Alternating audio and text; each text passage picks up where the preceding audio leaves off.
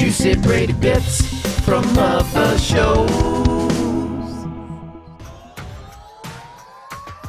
He's remixing in. There he is. Dr. Brady Smith, welcome. Thank you for joining us. Tell everyone your story and what your mission is now.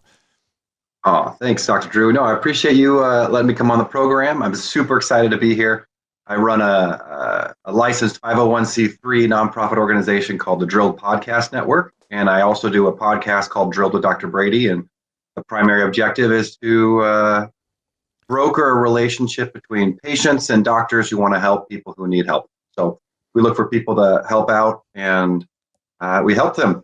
That's essentially what we do. Tell them the little story about your job satisfaction and how this has changed everything.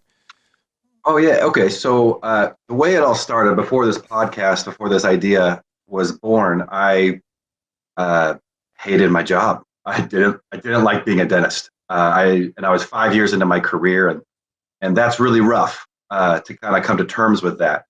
And one of the things I knew that was lacking when I did kind of a personal inventory of my life was charitable service. I wasn't doing a whole lot of charitable service, and I started implementing that little by little in my everyday practice. Just finding little things where I could do that made a tremendous difference for my patients, and it made a tremendous difference for me personally. Changed my whole perspective on, I used to hate to go to work. I would dread going to work, and then I loved going to work. Seeing certain people on my schedule that I knew I was doing some free work for would get me super excited days in advance to see them and help them, because I knew that was going to be a very powerful experience, rewarding and fulfilling. And so getting closer to that day would always be so exciting. And then, of course, once you experience that, you want to chase that. You love that feeling so much, you want to chase that. And so you just start doing more and more.